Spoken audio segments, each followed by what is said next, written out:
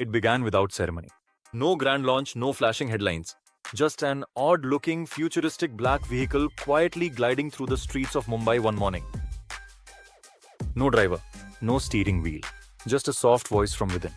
"Hello, I'm your Tesla cyber taxi, hop in." People stopped and stared. Was it a prank? A concept car? But no, this machine was real and it was here to stay. At first it was a spectacle, a marvel. Passengers took selfies, influencers posted videos of their first no-driver ride. Newspapers called it the dawn of a new era. Green mobility, smart urban future, next-gen India.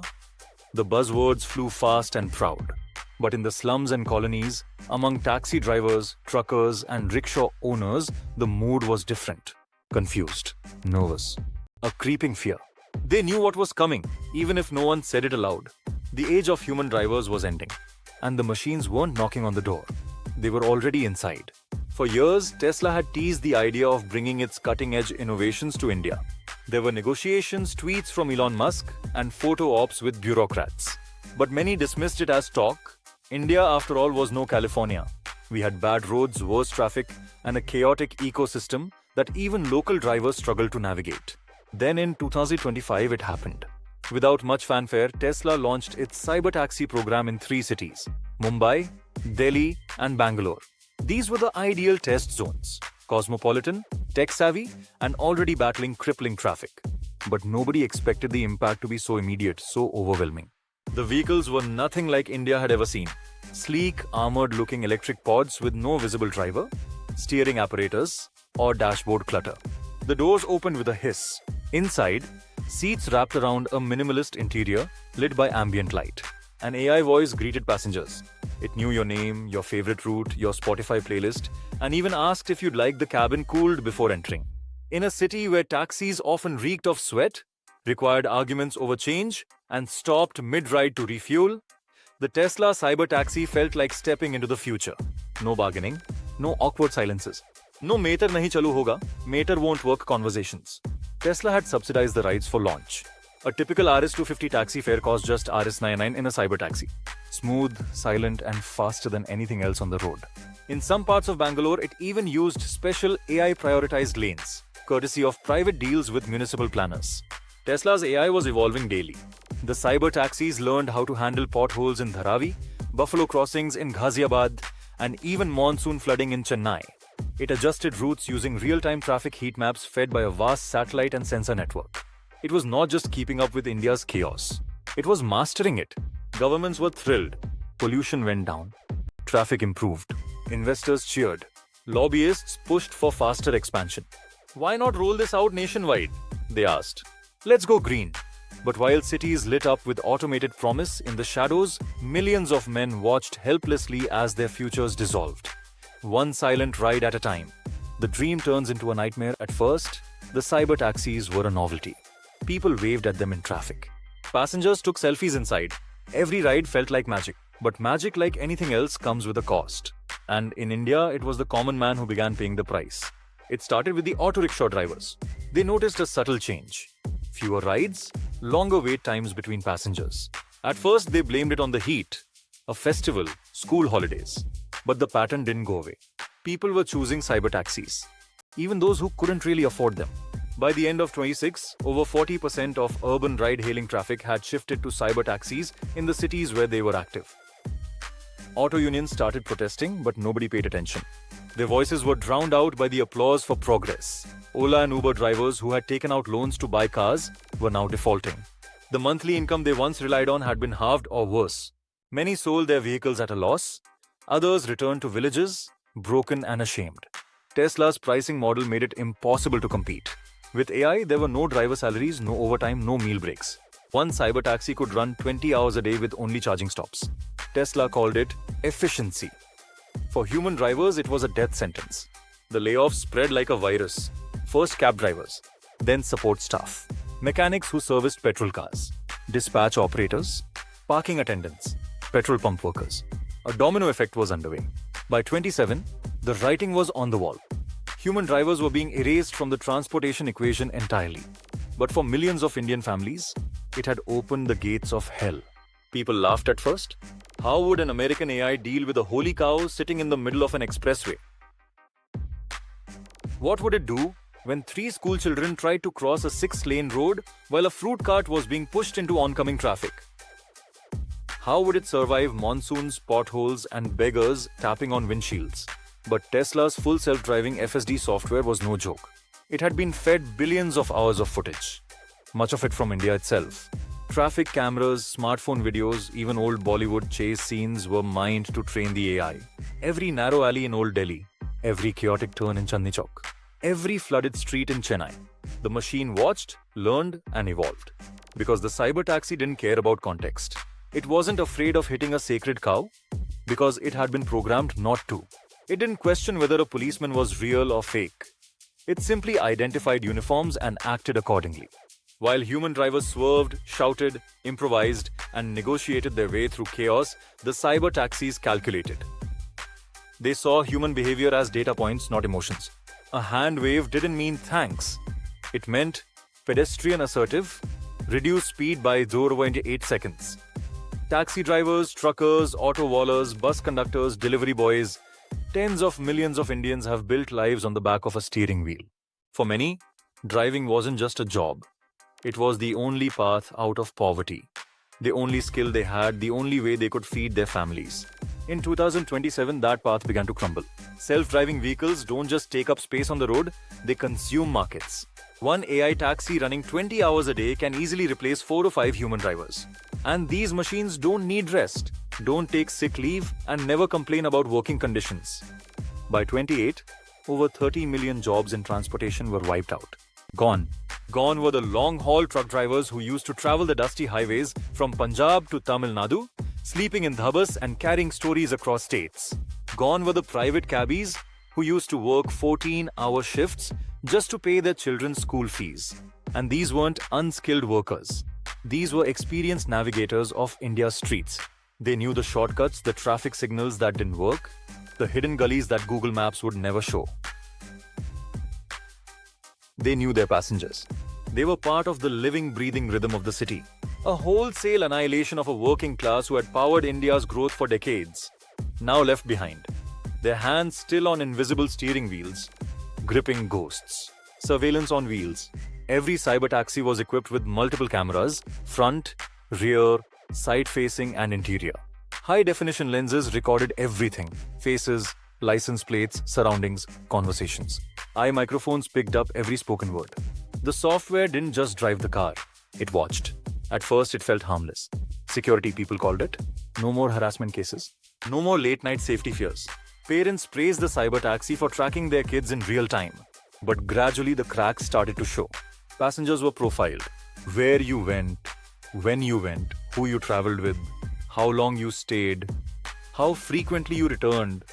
All of it became part of your mobility signature. Certain undesirable zones, slums, protest sites, labor gatherings were blacklisted. The cyber taxis wouldn't go there. AI maps marked them as low safety areas. If a passenger lived there, they'd have to walk an extra kilometer to be picked up. This was not an accident. It was algorithmic discrimination disguised as optimization. Even more chilling was the deployment of Tesla's Emergency Response Protocol, ERP. If a taxi sensed hostile activity, it could go into lockdown mode, sealing doors, alerting authorities, and immobilizing until help arrived. The collapse of auto unions and transport networks, auto rickshaw unions, taxi associations, truck federations, these weren't just organizations. They were institutions. Powerful collectives that negotiated fares, planned strikes, fought exploitation, and kept politicians on edge.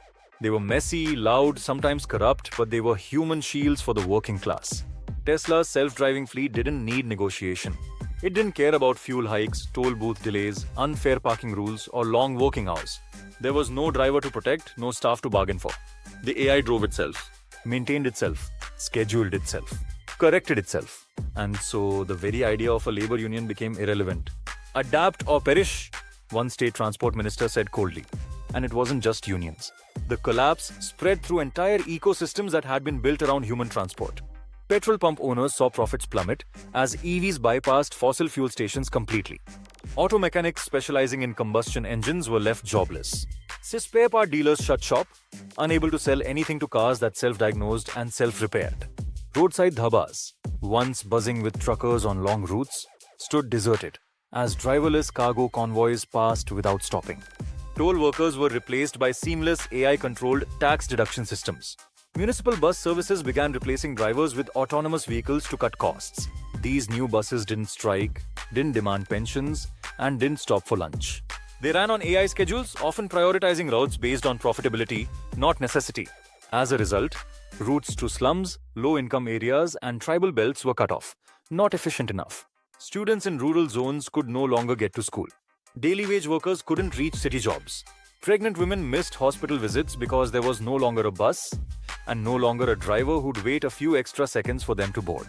The rise of the AI surveillance state. When Tesla cyber taxis began operating in India, they were marketed as marvels of mobility.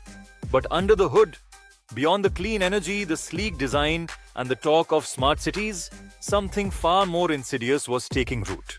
Each cyber taxi was, in effect, a high-speed surveillance capsule. A moving data harvesting machine that collected terabytes of information every hour. From your face to your voice, from your destinations to your patterns, it logged everything. At first, this seemed helpful. If a passenger left their phone behind, the AI remembered where and when. If there was an altercation or theft, the internal camera footage could be accessed. The public welcomed it. Safety, they said. Accountability. Every cyber taxi was feeding into a vast, expanding national mobility database. Not just who traveled where, but who traveled with whom, how often, at what time of day, how long they stayed, and whether they returned. By 2029, the Indian government began quietly integrating cyber taxi data with Aadhaar records, bank histories, and mobile usage. Law enforcement had access to movement history. Tax departments could flag you if your travel didn't match your declared income. Protesters found their routes geofenced. Some were denied access to city centers on rally days. Their apps simply refused to accept bookings. Cyber taxis became the eyes and ears of an unaccountable surveillance state, one where mobility itself became conditional. There were no cops knocking on your door. Just a polite message. Sorry, no rides available for your account at this time. This wasn't transportation anymore. It was behavioral engineering. Want better fares? Travel predictably. Want faster pickups? Avoid risky zones. Want to keep your rating? Don't criticize the system. People began self-censoring. They traveled less, spoke less inside vehicles, avoided dangerous topics if they knew they were being recorded. The fear wasn't abstract anymore. It was inside the ride. What happens to the middle class? For a while, the Indian middle class thought it had escaped the worst of the cyber taxi revolution. They weren't the drivers losing jobs. They weren't the slum dwellers losing access to buses. In fact, they were the early adopters, excited about booking silent, air-conditioned rides with no need to haggle over fares or explain directions. The first signs were subtle. Cyber taxi fares began to rise, algorithmically adjusted to demand clusters. It wasn't just peak hour surge pricing, it was predictive billing. The AI knew when you were desperate for a ride, when you were running late, when you had no other option, and it charged you accordingly. Those RS-150 rides became RS-400. Then came the mobility scores, Tesla's silent rating system that determined your access level. People with higher mobility scores got cheaper fares, faster pickups, cleaner cars. But the formula was opaque. Your transport privileges now depended on your compliance with a system you couldn't question. Then the layoffs started. As Tesla's automation expanded beyond just drivers into delivery, logistics, last-mile supply chains, and even call centers, the middle class felt the blow. IT employees in mobility startups were let go. Sales and operations staff in transport firms were deemed non-essential. Even mid-level government employees found their transport departments rationalized. Then came the loans. With unemployment rising, many middle-class families leaned into EMIs to stay afloat. New phones, children's school fees, home appliances. Tesla's own financial services offered low-interest vehicle credit tied to user behavior. Miss a payment? You couldn't ride. Travel irregularly? Interest rates hiked. It was a debt trap driven by AI. A family of 4 in Delhi once missed a month's school fees for their child. The AI flagged them as financially unstable and began restricting cyber taxi access during school hours. The child had to walk 2 kilometers to class every day, rain or shine. No amount of customer support could reverse it. The system had made a decision. The irony, the very people who supported the cyber taxi rollout who tweeted praises, who booked pre-launch slots, who called it a new India, were now the ones being squeezed. Not crushed like the working class, but tightened like a noose. No revolutions happened, just compliance. People adjusted, tolerated, shrank their needs. They accepted the price hikes. They praised the convenience. They even blamed themselves for not adapting fast enough. The Indian middle class, once seen as the engine of growth, had become passengers in a car they could no longer steer. Tiered by algorithm, Tesla didn't officially advertise ride classes. There was no app toggle for premium or basic. Instead, the algorithm quietly ranked riders behind the scenes. High-spending professionals got larger, quieter, better maintained cars with softer suspension and curated music. Gig workers and students got smaller, slightly older fleets that occasionally encountered routing delays. Low-score passengers? They were waitlisted, sometimes indefinitely, and it wasn't just about money. Someone could be wealthy, but flagged for low compliance behavior. Maybe they questioned the AI's route once too often or gave poor reviews. In such cases, they were silently demoted in the algorithm's eyes. It was a behavior-based caste system and the car was your judge. Human drivers were biased. But AIs were ruthless. People often complained that human taxi drivers used to discriminate, refusing to go to certain areas, charging extra after seeing a passenger's appearance. What replaced them was worse. Human bias was at least inconsistent, emotional, sometimes reversible. You could plead, you could argue, you could try another driver. But AI bias was systemic, cold, calculated, and non-negotiable. It didn't feel sorry. It didn't reconsider. It simply executed its logic tree and moved on. Cars became gates in the past. Gates kept people out of colonies, offices, and clubs. Now cars became the gates. If your score dropped too low, the system wouldn't let you into high-value zones. You couldn't book a ride to a luxury mall, a business district, or a gated community. The map simply grayed out. And for the rich, the experience was seamless. No wait times, priority routing, AI-generated route music, seat temperatures adjusted to preference. Some even got personality-matched cyber taxis, with voice assistants tailored to their tone and vocabulary. The cars became status symbols, not because of how they looked, but because of how they treated you. In this new world, class wasn't shouted. It was calculated, and the machine always knew where you stood. The last ride in 2048, a viral video showed an old taxi driver in Kolkata taking his cab out for one last ride. He knew it was illegal, but he didn't care. He picked up one passenger, his grandson. They drove through the empty automated streets. No GPS, no lane assist, just human memory. At the end, police bots fined him as 50,000. His vehicle was scrapped, but the video lived on. A symbol of the end of something sacred.